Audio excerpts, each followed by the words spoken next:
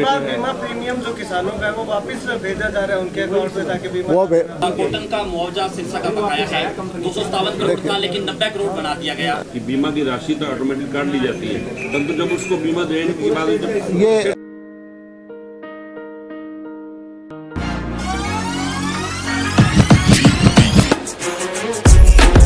is my school. It's very pleasant and I love my school. Thanks. This is our computer lab. We taught computer from third standard itself.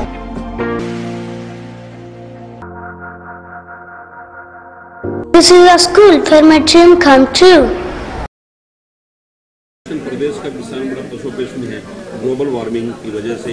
ये संकट है। मैं देख रहा हूँ कि पिछले साल फसल थी तब बारिश शुरू में नहीं आई, फिर लास्ट के जो फसल पक गई तो बारिश आ गई, उससे फसल ख़राब होगी, धान में भी पानी भर गया, कपास की फसल ख़राब होगी। दिसंबर के महीने में हमेशा इन दिनों तक बारिश आ जाती थी। अब ना तो उतनी ठंड है ना उतनी बारिश है। चिंता का विषय है ये, और किसान के चेहरे पर भी चिंता है और कृषि मंत्री के तौर पर मैं भी चिंतित हूँ कि किस तरह से देखो क्या आगे। गन्ने का रेट अभी विचाराधीन है। गन्ने का रेट हमेशा से हम सबसे ज़्यादा देते आए, सबसे ज़्यादा जल्दी पेमेंट करते हैं, और किसान ऐसी गन्ना ही नहीं, हर चीज़ फैसला हम किसान के हक में हमेशा अच्छा करते हैं, सबसे ज़्यादा फसलें खरीदते हैं। और आज जो है आप देखिए हमारी इस वक्त में सबसे ज़्यादा पैडी का भाव है, ऑल टाइम हाई है, जो कभी नहीं हुआ। कपास का भाव इस साल सबसे ऊंचा है, सरसों का भाव भी पिछले 1-1.5 साल से सबसे ऊंचा है, गेहूं भी MSP से ऊपर है, बाजरे की भावांतर भरपाई दी है, और जो बीमा कंपनियों के द्वारा किसानों की सहायता सरसा जिले के अंदर भरपूर पैसा मिला है। तो हमारी कोशिश ये होती है कि किसान की मदद की जाए और किसी भी तरह से किसान को जो सरकार की नीतियाँ हैं उसको लाभ से वंचित न रहने दें। और इस बार हमें ये है कि किसान को पैसा, फसल खराब जरूर हुई है लेकिन भाव अच्छा मिला।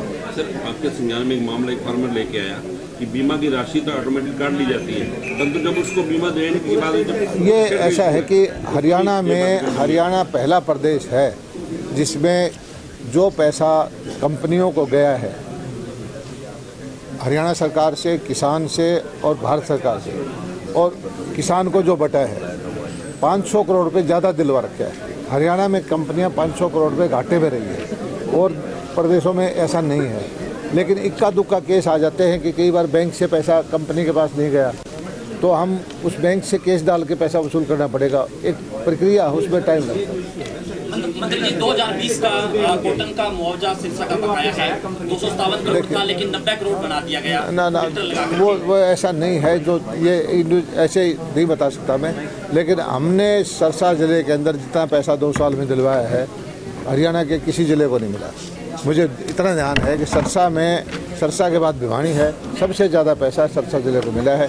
लेकिन वो पैसा, किसान की फसल भी खराब हुई है, कंपनियों को यहाँ लेके नहीं जाने दिया, कंपनियों से पैसा हमने दिलवाया है। और मैं खुद केंद्रीय मंत्री से जाके मिला, तो तोमर साहब से, वहाँ कंपनी देना नहीं चाहते थे, कंपनी ये कह रही थी हम बैंकरप्ट हो जाएंगे, उसके बावजूद दिया पैसा। 257 से 90 करोड़ क्यों आ गया सर? वो देखना पड़ेगा, ये फिगर आपके उसके है। सरकार बार-बार कह रही है पराली प्रबंधन के लिए फार्मर को आगे आना चाहिए, इक्विपमेंट देना चाहिए, उनको यूज करना चाहिए। नहीं तो सबसे हमने 800 करोड़ रुपए के सब्सिडी पराली प्रबंधन के लिए दी है, और हरियाणा में इस साल जो आगजनी की घटनाएँ हैं सबसे कम हुई है, हमारे पड़ोसी प्रदेश से तो बहुत ही कम हुई है। और अगले साल हम कोशिश कर रहे हैं कि पराली खरीदने के लिए भी MSP दें, ये हमारी कमेटी बना दी, और अगले फसल में किसान की पराली को भी खरीदने की व्यवस्था करेंगे ताकि किसान को आग न लगानी पड़े। सर, इस बार बीमा प्रीमियम जो किसानों का है वो वापस भेजा जा रहा है उनके अकाउंट में ताकि बीमा वो वापस भेजा जाएगा, वो हम स्वीकार नहीं करेंगे। उन कंपनियों को बाध्य करेंगे कि वो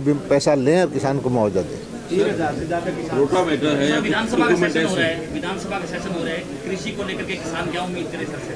सेशन के दौरान तो ऐसा है कि ये वो बजट सेशन तो है नहीं, इस बार तो ये है कि वो विपक्ष का काम है कि चर्चा करे, मुद्दे उठाए, लेकिन दुर्भाग्य ये है कि विपक्ष मुद्दे उठा करके जवाब सुनने से पहले बाहर चले जाते हैं।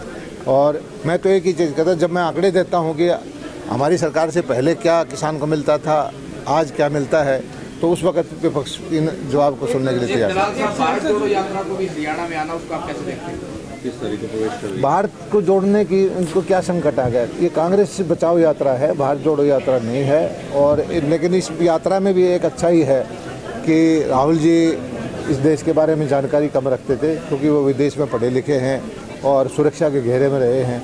अब वो जनता के बीच में जा रहे हैं, मैं देखता हूँ फ़ोटो उनकी रोज़ कुछ ना कुछ आती है, तो अच्छी बात है कि भारत के बारे में उनको जानकारी मिलेगी। लेकिन ये टाइम कम है, कम से कम 5-6 साल और यात्रा करें तो भारत के बारे में जानकारी मिलेगी।